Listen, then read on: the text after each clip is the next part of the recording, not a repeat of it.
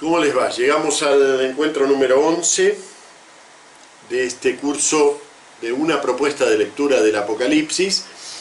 Y bueno, nada, continuamos con el texto del milenarismo, ese texto de Apocalipsis 20, 1 al 10, y resumo en dos palabras lo de la semana pasada. Les decía que este texto, aunque está integrado en el tercer plano, y viéndolo en la perspectiva del tercer plano, no debería causar mucha dificultad. Sin embargo, ha adquirido una vida tan propia y ha sido objeto de una lectura, digamos, tan específica, tan centrada solamente en estos 10 versículos, que al final se hace difícil entenderlo, Y habíamos visto que ya desde la antigüedad y un poco haciéndose eco de algunas expectativas que podemos ver en los apócrifos, que podemos ver en el judaísmo, haciéndose eco de todo eso, surge una corriente llamada, que llamamos normalmente el milenarismo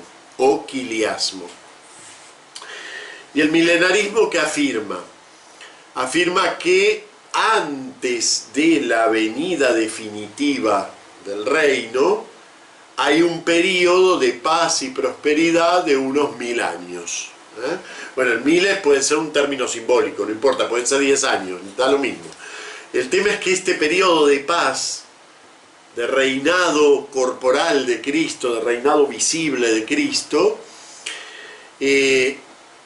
no es la venida del reino, sino como una especie de anticipo, porque eso es lo que literalmente leyendo mal, ¿no? Pero bueno, literalmente dice eso el texto del Apocalipsis. Literal, fundamentalísticamente. Entonces, hoy comenzamos con los dos tipos de milenarismo que se han dado a lo largo de la historia, 2 o 3. En realidad son 2, pero vamos a ver que hay una trampita por la cual algunos autores dicen, no, son 3. Y vamos a ver qué otros pensadores, nosotros llegamos hasta los padres, vamos a ver qué otros autores posteriores a los padres han sido o han trabajado ideas milenaristas. Bueno, hay dos tipos de milenarismo. El milenarismo llamado carnal o milenarismo craso, que lo que afirma, bueno, es eso, literalmente hay un gobierno terreno de Cristo, ese gobierno terreno de Cristo es un tiempo de goce y de alegría, en general termina siendo un poco ideas bastante salidas de sitio. Les pongo aquí en sus vertientes secularizadas, como el marxismo, pueden incluir la venganza contra los opresores. Y después está el milenarismo llamado espiritual o mitigado, es lo mismo, espiritual o mitigado, en donde esos goces, en vez de ser goces carnales, en vez de ser goces visibles, son goces espirituales. Pero lo importante del milenarismo es que es un periodo adentro de nuestra historia. O sea, nosotros empieza la era cristiana, entonces viene la iglesia y llega un momento en que se produce un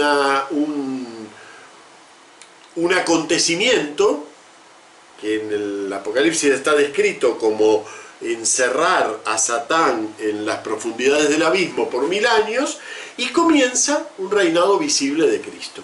Y después termina eso, viene la conflagración final, la confrontación final del mal con el bien, la gran conflagración y los cielos nuevos y la tierra nueva.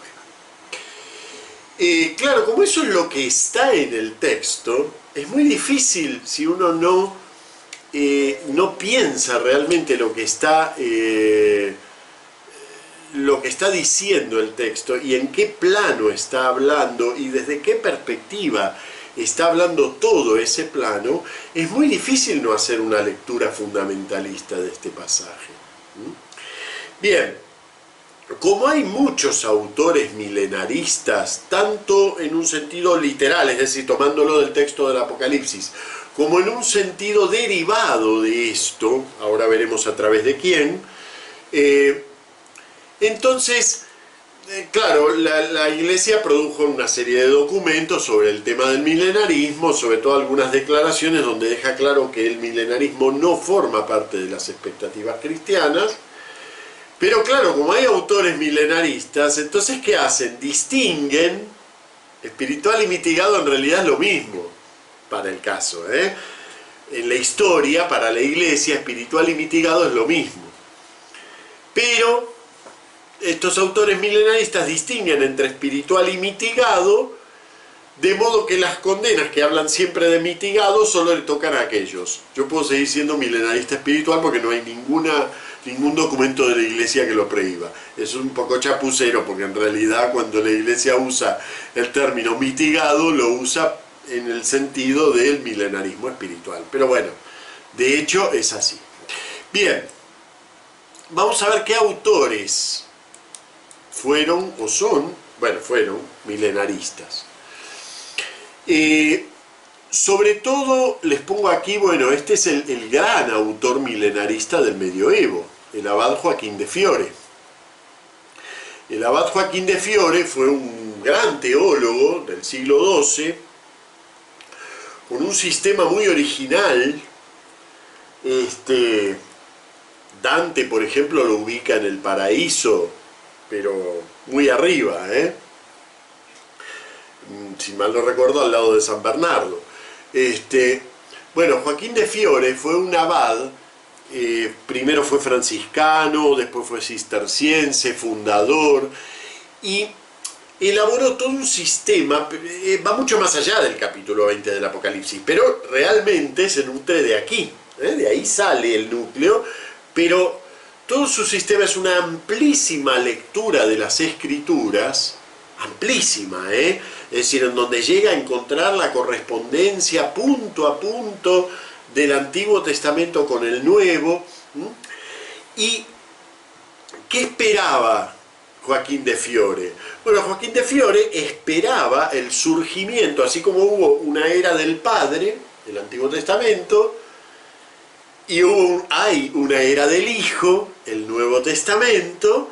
Él esperaba el surgimiento de una era del Espíritu Santo, acorde con la promesa del Evangelio de que Jesús iba a enviar el Espíritu Santo para llevar a la verdad completa. Entonces dice él, esto que tenemos no es la verdad completa. Entonces la verdad completa, ¿cuándo va a venir? En el tiempo del Espíritu, que coincide con la descripción del milenio que hace el Apocalipsis. Y además lo hace literalmente. ¿Qué se caracterizaría en ese milenio, digamos, de Joaquín de Fiore? Pues vendría a ser el reinado de los monjes contemplativos. Así como el Antiguo Testamento fue el reinado del sacerdocio antiguo, y el Nuevo Testamento es la era del clero de la Nueva Alianza, así también la última etapa de la historia, pero siempre dentro de la historia, sería la edad de los monjes. Realmente es, bueno, es mucho más complejo, es un sistema, tiene muchísimo material valiosísimo para leer. Yo estoy leyendo ahora precisamente un libro que me mandó Alex, que es de Henri de Lubac, La posteridad espiritual de Joaquín de Fiore, y realmente hace una explicación del sistema de Joaquín de Fiore es un libro complicado, mucha cita en latín sin traducir y bueno, complicado. Pero realmente uno ahí se da cuenta de la grandeza del pensador no es cualquier cosa. Bueno, la cuestión es que él esperaba que el milenio iba a comenzar en el año 1260, ya. No es tan claro, no es que en toda su obra dice eso, pero más o menos eso es lo que se entendía, y de hecho gran parte de su obra viene muy bien avalada por los papas. No es un tipo combatido, por ejemplo, por la Iglesia, no, al contrario, si bien tiene algunas poquitas proposiciones que el magisterio ha rechazado, pero en conjunto es un autor muy querido dentro del magisterio del siglo XIII, ¿no? Los que lo combaten son algunos autores posteriores que se dan cuenta de qué, se dan cuenta de una cosa, que es que este sistema le quita su base a la comprensión eclesiológica. Entonces, ¿Cristo qué fundó? Una sociedad visible provisoria. La iglesia de la que habla Jesús resulta que no es la iglesia en continuidad con el reino, sino que es una iglesia discontinua, termina mucho antes que venga el reino. No cierra realmente con el Evangelio. Ahora bien, ¿qué pasó con su pensamiento? Que además de esos desarrollos de él, que son desarrollos de interpretación bíblica, son desarrollos de interpretación bíblica y teológica, pero dieron lugar o influyeron en movimientos del siglo siguiente, ya del siglo XIV y del siglo XV. Movimientos que, como ustedes saben, esos dos siglos, XIV y XV, fueron siglos de una gran revolución mental en toda Europa. Bueno, ahí se gesta toda la base de lo que va a ser el protestantismo. Entre otras cosas, es una gran revolución en cuanto a la independencia del mundo secular respecto del papado, por ejemplo. Exacto, hay una gran convulsión en la sociedad y en la mentalidad sobre todo. Son dos siglos que por un lado producen una obra muy fecunda. Ahí ubicamos nada menos que a Santo Tomás de Aquino, a San Buenaventura, Dante, todos esos grandes, San Alberto Magno, están todos ubicados ahí, pero al mismo tiempo se está gestando un gran cambio en el mundo. Bueno, ese cambio va a tomar del abad de Fiore gran parte de su, yo no diría de su lenguaje, ni siquiera de sus ideas, sino de su representación mental. La idea de que hay un corte y que hasta aquí llegó la Iglesia de Cristo. Y después de esto nace otra cosa, nueva. Mucho de esto lo encarnan los movimientos anabaptistas, movimientos de campesinos en Alemania, bueno, en Bohemia, ¿no? Los movimientos, digamos, de llevar la Biblia a cada uno de los hombres y que el Espíritu inspirara a cada uno para que la comprendiera solo, sin necesidad de que nadie se le enseñe, como en esa cita, esa cita que estamos leyendo en Carta a los Hebreos, de Jeremías 31, donde habla de la nueva alianza, en donde nadie necesitará explicarle al otro quién es Dios, porque todos lo conocerán. Esa es una de las citas preferidas de Joaquín de Fiore, precisamente. ¿Ven? No es casual. Bien, entonces podríamos decir que del siglo XIV, XIII-XIV al XV-XVI, todos esos movimientos que fermentan y que van a dar por resultado, uno, la atomización de la cristiandad en distintas formas religiosas completamente despegadas entre sí. La atomización de la cristiandad. El nacimiento de las naciones europeas, de a poco. No todavía, pero ya estamos dentro de las naciones europeas. Todo eso no es que salga directo del texto del Apocalipsis, pero no hay ninguna duda de que el texto del Apocalipsis, este texto milenarista, fue como un polo de atracción. Luego podríamos decir que durante un par de siglos la cosa se tranquiliza. El hecho mismo de que surja el absolutismo y que la cultura se vuelva algo sumamente elitista y que, digamos, se cierre en banda todo lo que es la interpretación teológica. Del lado del catolicismo todo se clericaliza y se arma una especie de valla donde nada se puede propiamente pensar si no se pertenece a este exclusivo núcleo, ¿no? del clero. Bueno, eso que ya conocemos, con sus luces y sombras, la iglesia postridentina, ¿no? Y en el siglo XVIII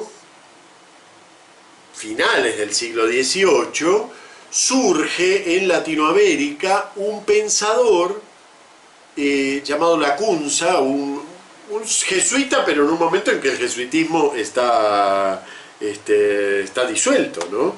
Así que, bueno, propiamente no actuaba como jesuita. El padre Lacunza en Chile hace una interpretación sistemática del Apocalipsis y directamente expresa ideas milenaristas por completo, ideas abiertamente milenaristas. Tan influyente fue, claro, posiblemente a ustedes no les signifique mucho este nombre, ¿no? Les pongo aquí que Lacunza, a ver, no lo puse por aquí, bueno, en alguna diapositiva lo puse, que sí, aquí está, que los editores de Lacunza fueron precisamente los hermanos Belgrano, que son, Belgrano es el creador de la bandera argentina, es uno de los independentistas, o sea que estaba, uno de los más importantes, estaba, podríamos decir así, las ideas estas milenaristas nuevamente formaban el fermento de un tejido revolucionario. Ya en este caso no revolucionario religioso, pero lo implicaba, lo implicaba. Bien, sobre todo este segundo brote de milenarismo provocó una gran reacción en el magisterio, sobre todo cuando, bueno, por supuesto las obras de Lacunza entraron al índice de obras prohibidas, provocaron algunas declaraciones y luego otra vez vuelve a dormirse, podríamos decir así, siglo XIX, las ideas de Lacunza. Como saben, surge el pensamiento marxista, que es de alguna manera es una especie como de secularización de la idea milenarista, ¿no? La idea de, bueno, una posthistoria en la que, sumando, bueno, la vendetta a los opresores, etcétera, se llegaría, digamos, a un estado posthistórico del hombre. Fíjense que esa misma idea está también en los movimientos fascistas de primera mitad del siglo XX. Sí, un judaísmo laico, me pone aquí Alex, sí, realmente son ideas secularizadas de un mesianismo muy judío, que es lo que está, con lo que está expresado el milenarismo del Apocalipsis, Es decir, no es casual eso. Sí, es una especie como de judaísmo secularizado. Secularizado, es decir, ya no aparece ahí, no es un reinado de Cristo, pero es una posthistoria. Y fíjense que la idea de una posthistoria vuelve a estar vigente. Una y otra vez vuelve a aparecer esto de la posthistoria. La idea de que la historia va a tener un momento, un corte, y comenzar como en otro plano, como en otro mundo. En Argentina fue muy famoso un sacerdote, y hasta hoy hay todo un movimiento que sigue sus ideas, que llamó Padre Castellani, muy bueno en muchos aspectos, como pensador, muy revulsivo, ayuda a despertar en muchas cosas, le tengo cariño, pero él era abiertamente milenarista. De hecho, incluso, aquí les pongo un poquito, les puse el nombre de alguno de sus escritos, ¿no? Ven, aquí les pongo un párrafo. Dice, el milenarismo no enseña otra cosa, sino que Apocalipsis 20 y 1 Corintios 15 pueden ser interpretadas literalmente sin quiebra de la fe ni inconveniente alguno. Que así lo entendieron los padres apostólicos. Bueno, eso no es verdad, pero bueno, es algunos padres apostólicos. Y después de ellos, en el curso de la historia, innumerables doctores y santos. Tampoco es de todo cierto, es un poco exagerado. Que de ellos se sigue la probabilidad de dos resurrecciones, una parcial y otra general, con un periodo místicamente glorioso de la Iglesia peregrina, viante, entre ellos. Y que esta inteligencia resuelve fácilmente muchos lugares oscuros de la escritura y es honrosa a la grandeza, veracidad y omnipotencia del Creador. Así lo expresa, lo resume en una obra que se llama Los papeles de Benjamín Benavides, precisamente en un ensayo que se llama Lacunza reivindicado. O sea que realmente es explícito. Bueno, Castellani es uno de los autores que hace la distinción entre milenarismo mitigado y milenarismo espiritual. ¿Por qué? Porque él quiere mantener ideas milenaristas. Y realmente el magisterio... perdón, aquí me hizo una pregunta Alex sobre Castellani. Bueno, sus seguidores le atribuyen, que me pregunta aquí Alex si Castellani es profeta. No, sus seguidores le atribuyen todo. Hasta hoy tiene una, sobre todo en la ultraderecha católica argentina, tiene muchísimo predicamento el pensamiento de Castellani. Y además tiene una monumental producción, ¿no?, de obras. Así que le atribuyen de todo, ser profeta, ser doctor, ser todo, pero no, es un escritor, un teólogo, con algunas ideas muy originales y muy revulsivo del estándar mediocre de la teología argentina. Entonces, claro, llamó la atención en su momento. Es un hombre con una autoridad muy grande para hablar, y realmente en una teología que se mantenía en el medio pelo y con gente que, digamos, no pasaba de la media, realmente su magisterio fue muy importante. De hecho, aquí a España lo ha traído este autor, no me acuerdo ahora cómo se llama, es un autor importante, que no me gusta para nada, pero bueno, es un autor así del catolicismo más top de España, y ha traído obras de Castellani, las ha editado aquí. Bueno, en fin, es un autor que en su momento a mí, por ejemplo, me ayudó muchísimo, pero realmente hay que superar el castellanianismo porque es fatídico. Es decir, por ejemplo, estas ideas milenaristas, ¿no? Él es de los pocos que hace un libro entero que se llama El Apocalipsis de Juan, interpretando versículo a versículo el libro. Y claro, deja pasmado porque es preciosa el modo como él va encontrando relaciones entre los acontecimientos antiguos y los actuales, entre el texto. Bueno. Pero realmente es nulo en cuanto a la comprensión del texto. Realmente carece de base exegética, no sabe. Pero bueno, porque él tiene una formación muy anticuada en ese punto, ¿no? Pero realmente no sabe superar el fundamentalismo en la lectura. Claro, él podía darse ese lujo, pero un tipo, digamos, culto, era un tipo formado para su época, todo esto es antes de los años 60. El problema son los seguidores del que siguen repitiendo lo que él escribió, pero 50 años más tarde o 60 años más tarde, ¿no? Y no se puede eso. Bueno, entonces les pongo aquí en la diapositiva 5 que el magisterio, cuando vio, sobre todo en los años 40, ustedes piensen que en los años 40 está el marxismo, el fascismo, están en pleno auge en Europa, y en Latinoamérica resurge el pensamiento de Lacunza. Entonces el Santo Oficio emite una declaración, digamos, diciendo, bueno, no lo condena, o sea, no es verdad, esto lo he escuchado yo, de que el Santo Oficio condenó el milenarismo. No, el milenarismo no está condenado.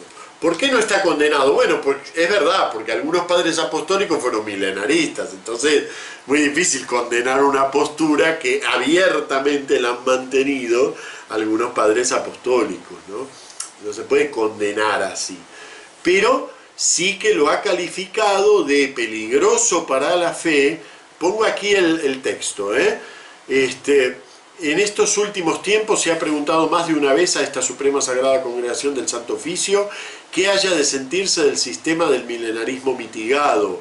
El mitigado, o sea, el craso, se entiende que ya está del que enseña que Cristo Señor, antes del juicio final, previa o no la resurrección de muchos justos, ha de venir visiblemente para reinar en la tierra. Respuesta: el sistema del milenarismo mitigado no puede enseñarse con seguridad. Esa es la última gran declaración del magisterio, hasta el catecismo. Y es muy lindo el catecismo, porque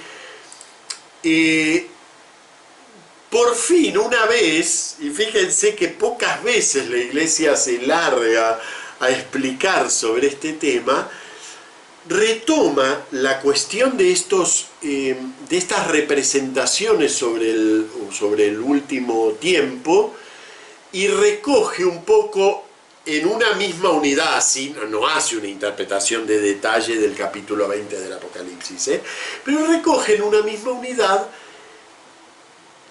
todas estas ideas sueltas sobre el fin del mundo, ¿no? Y entonces es muy lindo, lo voy a leer en estos números, en donde a la vez hace referencia al milenarismo como algo que no debe enseñarse. Dice así, dice: antes del advenimiento de Cristo, la Iglesia deberá pasar por una prueba final que sacudirá la fe de numerosos creyentes. La persecución que acompaña a su peregrinación sobre la tierra, es decir, la que es constante, ¿no?, en su historia, desvelará el misterio de iniquidad bajo la forma de una impostura religiosa que proporcionará a los hombres una solución aparente a sus problemas mediante el precio de la apostasía de la verdad. La impostura religiosa suprema es la del anticristo, es decir, la de un pseudo-mesianismo en que el hombre se glorifica a sí mismo, colocándose en el lugar de Dios y de su Mesías venido en la carne. Esta impostura del anticristo aparece esbozada ya en el mundo cada vez que se pretende llevar a cabo la esperanza mesiánica en la historia, lo cual no puede alcanzarse sino más allá del tiempo histórico, a través del juicio escatológico. Incluso en su forma mitigada, la Iglesia ha rechazado esta falsificación del reino futuro con el nombre de milenarismo, sobre todo bajo la forma política de un mesianismo secularizado, intrínsecamente perverso. La alusión es obviamente al marxismo, pero como ven, no quiere nombrar aquí un movimiento político específico. Lo que quiere nombrar son estas aspiraciones de acabar con lo histórico del hombre en la propia historia del hombre y de alguna manera reinar lo absoluto, Dios para los creyentes, el proletariado para los marxistas, la raza para los nazis, lo que fuere, sin que realmente irrumpa Dios en nuestro mundo, que esa es la promesa de Dios, no es ningún anticipo. La Iglesia solo entrará en la gloria del reino a través de esta última Pascua en la que seguirá a su Señor en su muerte y su resurrección. Apocalipsis 19, 1 al 9, es decir, para mostrar que es el propio contexto donde aparece el texto milenarista el que impide entender el milenarismo como algo intrahistórico.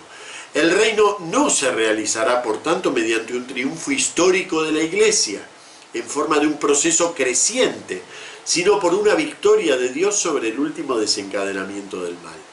Confrontar Apocalipsis 20, 7 al 10, o sea, el propio texto milenarista.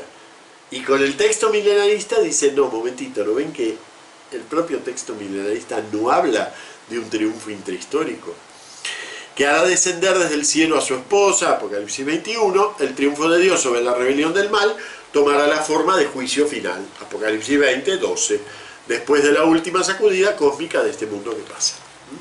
Bueno, estos son los números 675 a 677 del catecismo actual de la Iglesia, que realmente resumen bien lo doctrinario del tema. Ahora, claro, lo que nos queda es ver si no se puede entender así, ¿por qué lo escribió así? ¿Qué quiere decir el Apocalipsis cuando escribe esos versículos, poquitos, pero en donde nos da una representación de la historia final del mundo, que nos lleva interpretando fundamentalísticamente, nos lleva al milenarismo. Bueno, entonces vamos a tratar, ya tenemos en claro lo que es doctrinariamente cierto y falso. No podemos llegar a una interpretación milenarista del pasaje del Apocalipsis porque no es posible, es decir, porque habla de un tipo de triunfo intrahistórico de la Iglesia que no está ni siquiera reflejado en otros textos bíblicos. Y porque además no se condice con la predicación del reino que hace Jesús. Pero el problema es que, ¿qué quiere decir ese texto? Entonces vamos a tratar de interpretarlo, y yo creo que sí que hay elementos para entenderlo muy bien. Me gustaría empezar por Wickenhauser. Primero vamos a volver a leer el texto. Y después vamos a leer a Wickenhauser, que es, podríamos decir, la interpretación, la lectura, no es la interpretación, la lectura clásica. Es decir, la perplejidad ante lo que el texto dice. Y después vamos a tratar de hilvanar adentro del texto a ver qué quiere realmente decir. Entonces vamos a volver a leer el texto. Decía: luego vi un ángel que bajaba del cielo y tenía en su mano las llaves del abismo y una gran cadena. Dominó al dragón, la serpiente antigua, que es el diablo y Satanás, y lo encadenó por 1000 años. Lo arrojó al abismo y lo encerró y le puso encima los sellos para que no seduzca más a las naciones hasta que se cumplan los 1000 años. Después tiene que ser soltado por poco tiempo. Primer bloque dentro de esto, ¿no? Versículos 1 al 3. Hay un acto por el cual Satán es encerrado y no puede seducir a las naciones durante 1000 años. Luego vi, como saben, igual que en 21 empieza con luego vi nos muestra otro plano. Luego vi unos tronos y se sentaron en ellos. ¿Quiénes? Y se les dio el poder de juzgar. Y vi también las almas de los que fueron decapitados por el testimonio de Jesús y la palabra de Dios. Y a todos los que no adoraron a la bestia ni a su imagen y no aceptaron la marca en su frente o en su mano. Revivieron y reinaron con Cristo 1000 años. Los demás muertos no revivieron hasta que se acabaron los 1000 años. Es la primera resurrección. Dichoso y santo el que participa de la primera resurrección. La segunda muerte no tiene poder sobre estos, sino que serán sacerdotes de Dios y de Cristo y reinarán con él 1000 años. Cuando se terminen los 1000 años, será Satanás soltado de su prisión y saldrá a seducir a las naciones de los 4 extremos de la tierra, a Gog y a Magog, y a reunirlos para la guerra, numerosos como las arenas del mar. Subieron por toda la anchura de la tierra y cercaron el campamento de los santos y de la ciudad amada. Pero bajó fuego del cielo y los devoró. Y el diablo, su seductor, fue arrojado al lago de fuego y azufre, donde están también la bestia y el falso profeta, y serán atormentados día y noche por los siglos de los siglos. Entonces fíjense, tenemos 3 tiempos. Un tiempo calificado de breve, no se dice cuánto, pero es breve. Un tiempo de 1000 años y un tiempo eterno. 3 tiempos en el mismo pasaje.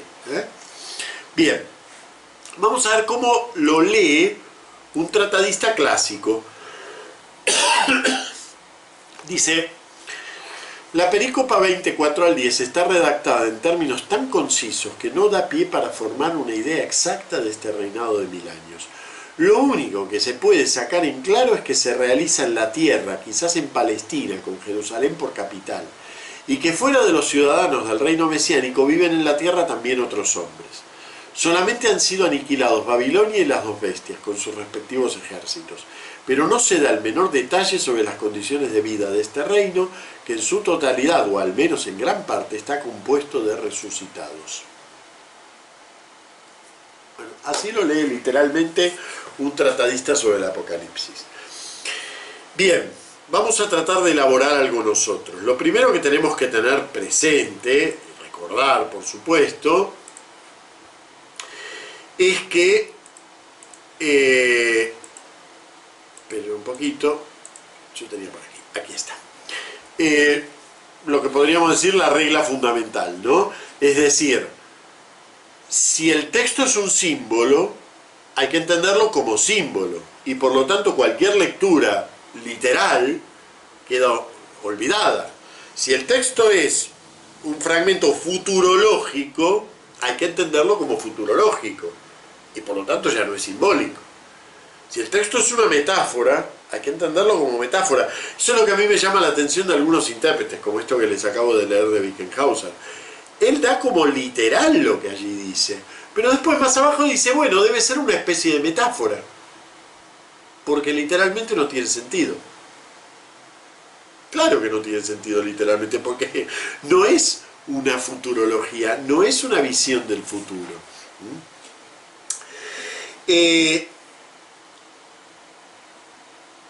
Fíjense, cierta clave, no completa, la da la lectura de San Agustín. ¿Cómo lo leía él? Que lo vimos la semana pasada. Él leía este texto diciendo, bueno, en realidad el milenio es la vida de la Iglesia, a la que se le asigna el valor de 1000 para querer decir un tiempo amplio, largo y completo en sí mismo. Pero en realidad, el tiempo propio del milenio es el tiempo de la Iglesia. A eso se llama una lectura espiritual o alegórica. ¿Es incorrecta? Sí, en algunos detalles, pero no en el fondo. No en el fondo. ¿Por qué es incorrecta en algunos detalles? Porque aquí se habla en concreto de unos tronos, de un reinado, de algo que es distinto de la experiencia secular de gobierno del mundo. Hay dos planos, el mundo sigue existiendo y hay un reinado de la Iglesia. Entonces, claro, San Agustín esto lo mezcla con la idea de la Iglesia verdadera que está en el fondo, y está bien, ese es el fondo de la lectura. ¿Qué le faltó a San Agustín para llegar a interpretar completamente el texto? Le faltó darse cuenta que efectivamente el propio texto se plantea como metahistórico. ¿Se acuerdan que hablamos de que este tercer plano es, desde el principio es metahistórico? Por eso el autor llega al capítulo 20 y se pone a hacer esta imagen. Porque desde el principio él nos avisó que este plano no iba a hablar de cosas temporales. Es decir, que 1000 años, poco tiempo, lo que importa es la relación entre esos dos tiempos, pero no identifica tiempo histórico. Ninguna de las dos cosas identifica tiempo histórico. Lo dice así el padre Jekyll, que está muy bien como lo expresa. Dice, me parece que esto es una nota de la Biblia del Peregrino. Lo debo haber tomado de allí. Porque el padre Jekyll no le gusta mucho el Apocalipsis, así que no tiene un libro interpretándolo. Pero esta nota está muy bien. Dice, aquí realiza el autor una difícil operación. Aquí se refiere al fragmento milenarista, ¿no? Separando en segmentos temporales, poco tiempo, 1000 años, eternamente, separando en segmentos temporales lo que nosotros separaríamos en planos espaciales o dimensiones. El autor dice que durante 1000 años el dragón está aherrojado y que después tendrá libertad de acción por un tiempo. Pero esos son segmentos temporales simbólicos. Nosotros diríamos que en un plano el demonio es impotente y en otro plano es poderoso. Y completo la idea de lo que acabo de leer de Jekyll. No solo en un plano es impotente y en otro es poderoso, sino que en el que es poderoso tiene un valor infinitamente pequeño al plano en el que es impotente. Poco tiempo, 1000 años. ¿Ven? Ya nos vamos acercando de a poquito a la perspectiva metahistórica del texto. Les vuelvo a recordar que esto que es nuestro principio de lectura, y que se los pongo aquí, ¿no? No hay en estos capítulos curso de la historia, sino tiempo de Dios, metahistoria. Por eso lo que está expresado en forma de una sucesión, ahora, después, y más después, tras después, puede entenderse sin ninguna clase de oposición temporal, más bien son las cantidades de tiempo las que marcan la pauta. 1000 contra poco. Bien, ya nos vamos acercando. Esa es la clave temporal del texto. Ahora vamos a interpretar.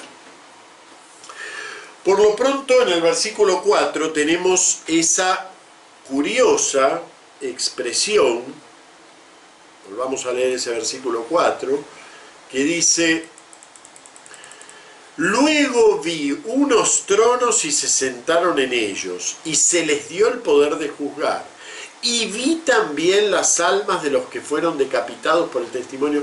Bueno, todo eso lo podemos entender como lo que se llama en literatura una endíadis. Es decir, endíadis es una figura retórica que la encontramos a cada 2 minutos en la Biblia, porque es muy usual. Una endíadis es cuando yo junto en 2 términos como si fueran separados para expresar una totalidad. Por ejemplo, cuando la Biblia dice: al principio creó Dios los cielos y la tierra, ¿sí? O cuando decimos estar con alguien a las duras y a las maduras, ¿sí? En las buenas y en las malas. Y entonces uno diría: ay, en las más o menos. No, es que eso abarca todo. La endíadis tiene como función expresar por medio de 2 elementos que emblemáticamente representan esa totalidad, representa a la totalidad. ¿Ven? Entonces, si lo entendemos como endíadis, esto es mucho más claro. Vi unos tronos y se les dio el poder de juzgar, jueces. Y ¿quiénes son esos jueces? Las almas de los que fueron decapitados por el testimonio de Jesús. ¿Ven? Eso que había aparecido desde el capítulo 4, es decir, desde la liturgia en el cielo, en donde teníamos separadas a los tronos por un lado, a las almas abajo del altar, rezando a Dios que acabe esto. Ahora se juntaron en la endíadis y forman la totalidad de la iglesia triunfante, que ha pasado por la purificación y puede juzgar con su Señor. No, ellos no, los que están en los tronos no es que juzgan a las almas, ni las almas que han pasado por el testimonio son otras que los que están sentados en los tronos. Porque aquí no habla de 24 tronos como en la liturgia del capítulo 4, ni habla de 12 ni de 24 tronos. Aquí habla de tronos. Primer elemento, tenemos ahí un endíadis, ¿sí? Que nos marca que estos testigos, recuerden que testigo en griego es mártir, estos testigos ahora reinan. ¿Ven? El doble plano, la endíadis abarca el conjunto. Les pongo aquí algo importante, que es, sin contar con el versículo 4, o sea, donde aquí se nombra trono, la palabra trono se usa 45 veces en todo el Apocalipsis, de las cuales solo 3 se refieren al antitrono, es decir, al trono de la bestia o de Satanás. Todas las demás son referencias a tronos en el cielo, nunca en la tierra, nunca en la historia. Incluso en el primer nivel, en donde se habla de la iglesia terrestre, las 7 cartas, incluso en ese momento, el trono del que se habla, cuando se habla de que Cristo reinará en las naciones, lo menciona como un premio que viene al final. O sea que la palabra trono, en sentido positivo, no el antitrono, que sí que es terrestre, pero el trono en sentido positivo, y que es el uso mayoritario en todo el libro, siempre identifica una realidad celestial. Si nunca identifica una realidad terrena. Eso es un elemento muy importante porque, digamos, un autor no se desdice así, ¿eh? Entonces, si esta vez dudamos a ver si este trono será celestial o intrahistórico, nos damos cuenta por el uso constante y además muy amplio que hace el autor, que el trono es siempre celestial.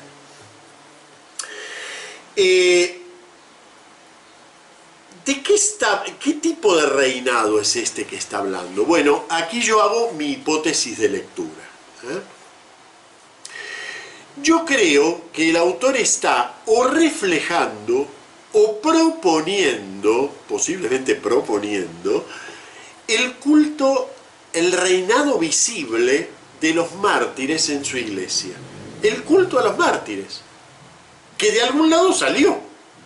Nosotros no sabemos de dónde salió, pero de algún lado salió.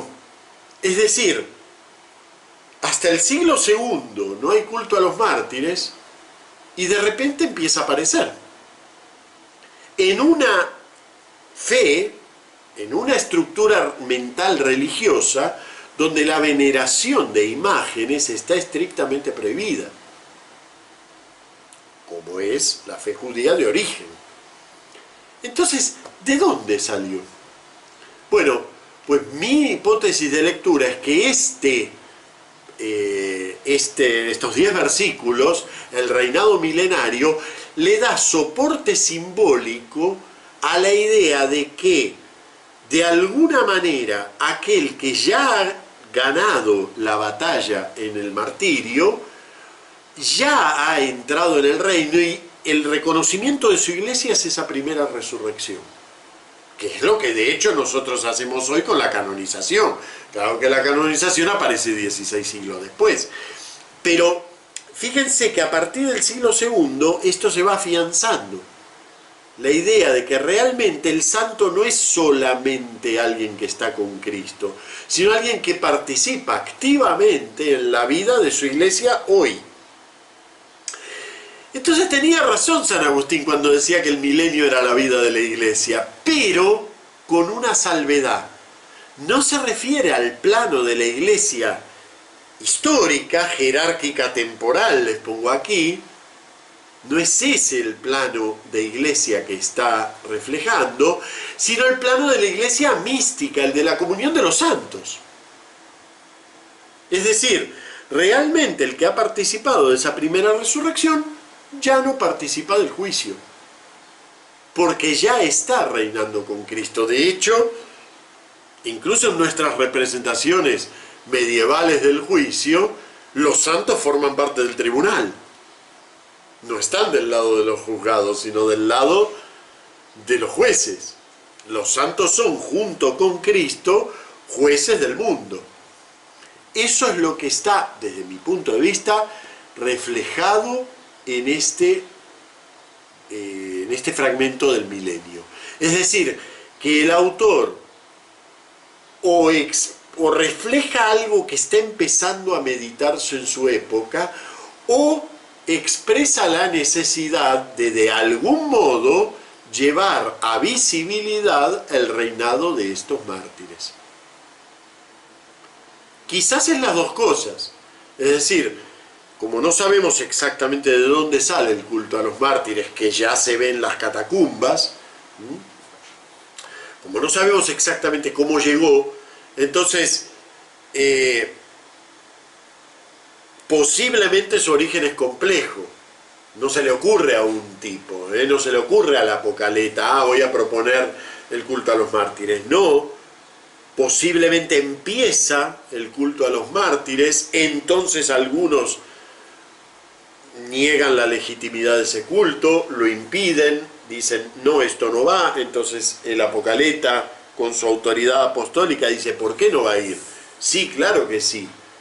Y propone esta lectura. ¿Ven? Es decir, esto forma parte, no es todo, forma parte de un diálogo que va llevando desde una religión sin imágenes a una religiosidad que admite que ya en este mundo es posible penetrar verticalmente el reinado de Dios, y lo hace por medio de símbolos icónicos que realmente nos traen la vida de estos santos nuevamente resucitados, porque esa es la curiosidad que tiene el culto a los mártires. No es el culto a la memoria de alguien bueno, sino la reivindicación de que esa vida que para el mundo se acabó, en realidad verdaderamente comenzó. De hecho, fíjense cómo es nuestro lenguaje para hablar de los santos, ¿eh? Nosotros no hablamos del día de la muerte del santo, nosotros decimos el nacimiento en el cielo del santo. Es decir, que realmente,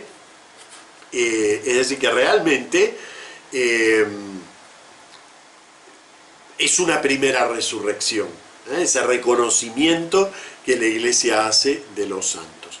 Me ponen aquí que Platón apuntaba a la idea del gobierno de los sabios. Bueno, sería una forma secularizada de esto mismo, ¿no? Es decir, realmente la Iglesia está gobernada y está dirigida no solo por Dios, sino por Dios y sus santos, aquellos que ya participan de esta vida eterna, no esperan, podríamos decir, al final del mundo, ¿no? Para entrar dentro de esa vida eterna. Bueno, muy bien, esa sería, desde mi punto de vista, una hipótesis de lectura que atiende realmente a todos los datos del texto. Es decir, al hecho de que el milenio identifique la totalidad de la Iglesia, al hecho de que su presencia neutraliza el poder de Satán, porque claro, esto es un libro de esperanza. Y entonces, ¿qué le dice esto al creyente como nosotros? Le dice, mira, Satán tiene mucho poder, lo puedes ver reinando prácticamente en el mundo, pero ojo que en realidad el verdadero poder no lo está ejerciendo Satán. Satán está encadenado. Eso es lo que le está diciendo el texto milenario, del milenarismo. Bueno, muy bien. Vamos a tratar de reunir en un conjunto este tercer plano, porque fíjense, en el mismo plano se nos da la caída histórica de Jerusalén, pero no leída como caída histórica, sino leída como permanente posibilidad, como permanente juicio a la infidelidad de la Iglesia a lo largo de la historia, la célebre ramera. Y al mismo tiempo se nos muestra un triunfo puntual de la Iglesia, los mártires, pero tampoco nuevamente como punto histórico. Igual que no se juzga la caída de Jerusalén como caída histórica, sino en lo que ella representa para esta metahistoria, nos está diciendo, bueno, en la Iglesia siempre hay una infidelidad. Siempre la Iglesia a lo largo de toda su historia, eso es la figura de la gran ramera. Siempre la Iglesia en su metahistoria, en su incidencia metahistórica, siempre está atravesada de infidelidad. Pero equilibra eso, capítulos 17 y 18, los equilibra por medio de ese capítulo que es el juicio, el 19, juicio y final, lo equilibra con el capítulo 20, con el milenio. También esa misma Iglesia está siempre atravesada del reinado de Dios. ¿Ven? Siempre la veremos atravesada de infidelidad y siempre la veremos atravesada del reinado de Dios. Y siempre en ella el poder del demonio es muy grande y siempre en ella el demonio está encadenado. Son planos en los cuales nosotros no podemos elegir a qué plano pertenecemos, porque pertenecemos a todos. Nosotros somos la Iglesia y por lo tanto pertenecemos a todos esos planos. También en nosotros se libra esa misma batalla. También en nosotros la infidelidad es constante y también en nosotros el reinado de Dios es constante. También en nosotros el poder del demonio es total y el poder del demonio está encadenado. De alguna manera, digamos, el Apocalipsis, en este tercer plano, fíjense qué distinto que es el planteo al de los otros planos. Claro, acá me pone Alex, da sentido a la dinámica de las 7 cartas. Claro, en las 7 cartas nosotros vemos esto en la forma de una sucesión histórica.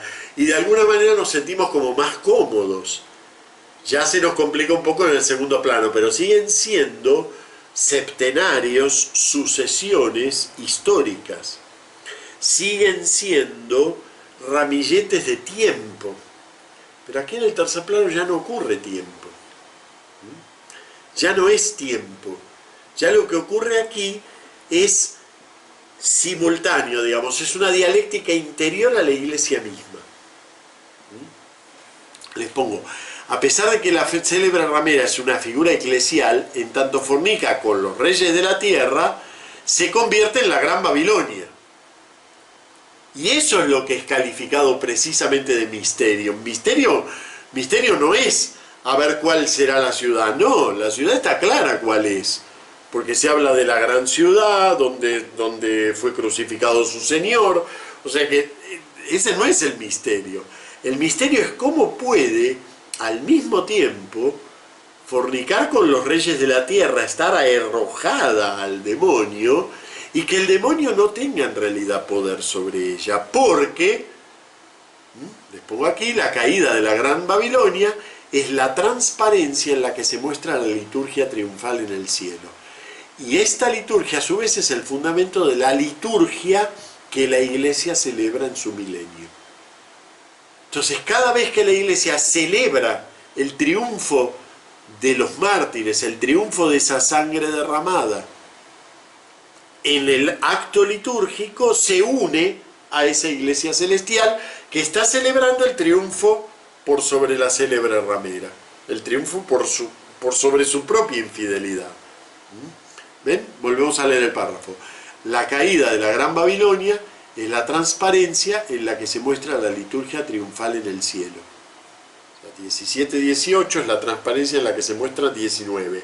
Y esta liturgia a su vez es el fundamento de la liturgia que la iglesia celebra en su milenio, presidida por el propio Dios y sus mártires que reinan ya ahora con él en el tiempo de la iglesia, que hace insignificante cualquier embate del mal.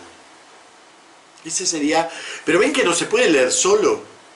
Es decir, fue un disparate a lo largo de la historia separar esos 10 versículos y decir el fragmento milenarista. No, yo les diría, en un cierto sentido, todo el tercer plano es milenarista. En el sentido en que es metahistórico y que habla del conjunto de la historia de la iglesia sin historia, o sea, sin curso del tiempo. Donde yo vea iglesia, me pare en donde me pare, voy a encontrar a la gran ramera, al triunfo sobre la gran ramera, al triunfo de Dios sobre la gran ramera, culto en el cielo, al culto de la iglesia que celebrando junto con Dios y sus elegidos visiblemente en este mundo ya se une a la liturgia del cielo. Entonces, y eso en cada punto. Entonces, claro, cuando vemos la historia de la iglesia nos desarma, porque decimos, ¿cómo puede subsistir una sociedad a la que estamos todo el tiempo nosotros, los de adentro, tirándola abajo? Nosotros los de adentro estamos todo el tiempo, parece que empeñados en que se caiga. Bueno, pues puede subsistir porque precisamente esa sociedad solo desde una cara es la gran ramera y desde la otra es la mujer vestida de sol, o como veremos la semana siguiente, la novia del Cordero. Bien, vamos a, igual que hicimos en los otros dos planos, con un poco más de dificultad, porque claro, en los otros planos hablábamos de algo histórico, entonces de algo que se va dando a lo largo del tiempo. Pero aquí no hablamos de algo histórico, hablamos de algo metahistórico. Entonces vamos a ver qué aportes nos da a esos tres elementos con los cuales organizamos el conjunto del Apocalipsis. La imagen de Cristo, los rasgos del martirio cristiano y la imagen que nos da de la iglesia. Entonces vamos a los aportes a la imagen de Cristo que nos trae este tercer plano. Del capítulo 17 al 20, Cristo es presentado en tres figuras. que además van en ese orden, o sea, en algo que es metahistórico y no sigue un orden temporal, sin embargo es cuidadosamente presentado en tres figuras: como hijo, como cordero y como rey. En lo primero, digamos, se presentaba como hijo. En el segundo nivel se presentaba como cordero. Y en el tercer nivel ya aparece como rey. Dice, en el tercer nivel incide en el rey también en un sentido nuevo, no ya como un poder intrahistórico.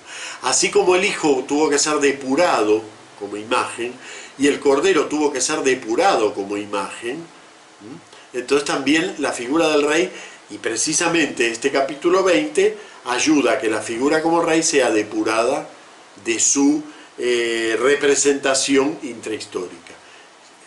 Como lo va a decir luego el propio Evangelio de Juan, mi reino no es de este mundo. Lo más importante es esto, el aporte a los rasgos del martirio cristiano, ¿no? Entonces me postré a sus pies para adorarle, pero él me dice, no, cuidado, yo soy un siervo como tú y como tus hermanos que mantienen el testimonio de Jesús. A Dios tienes que adorar, el testimonio de Jesús es el espíritu de profecía. Sin duda que este tercer nivel es el que más aporta a la comprensión del mártir como expresión del espíritu de profecía de Cristo, por un lado, como expresión del testimonio auténtico, y como expresión ya vigente de la resurrección final. Es decir, el mártir hace como el puente entre, ¿vieron esa frase que usamos mucho en escatología, ¿no? El ya pero todavía no. El mártir hace el puente porque él ya dio el testimonio, ya entró en el, digamos, ¿cuál sería que es lo único que le falta al mártir para llegar a su total plenitud, cosa que ocurre recién en la escatología para todos, excepto para la Virgen María? Le falta la resurrección corporal. La resurrección corporal, eso que decimos, el último punto del credo, digamos. Pero el mártir anticipa a cualquier otro muerto en Cristo.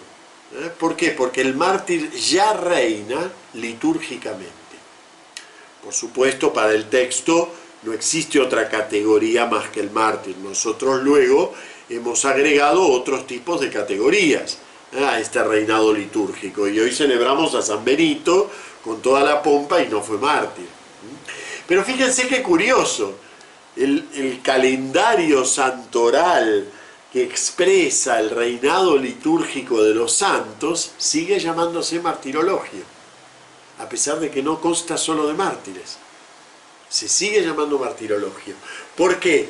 Porque, aunque no lo razonemos así, para la Iglesia verdaderamente el que reina con Cristo litúrgicamente es siempre un mártir, es decir, un testigo. Lo que pasa es que, claro, hemos reservado la palabra testigo específicamente para el testigo cruento, precisamente gracias al Apocalipsis, que es quien lo fundamenta esto. Bueno, y aportes a la imagen de la Iglesia, no hay ninguna clase de duda. Este tercer nivel nos hace como crecer completamente esa imagen de la Iglesia. La Iglesia hasta ahora era, podríamos decir, expresión de la comunidad de Dios, la comunidad de los elegidos, la comunidad de los creyentes, todo eso. Pero ahora decididamente en este tercer nivel nos damos cuenta que la Iglesia esencial es la comunidad de los testigos, la comunidad de los mártires. La Iglesia de los mártires es como el modelo para el Apocalipsis de lo que es la Iglesia. Les pongo aquí, todo este nivel es como una vista de la Iglesia del plano 2, aquella de la mujer vestida de sol que da luz al Hijo, etc., pero vista desde el tiempo de Dios. Si en el plano 2 se nos mostraba el culto en el cielo y a la Iglesia se le enseñaba a imitar ese culto, aquí vemos que ese culto es precisamente la realidad misma de la iglesia.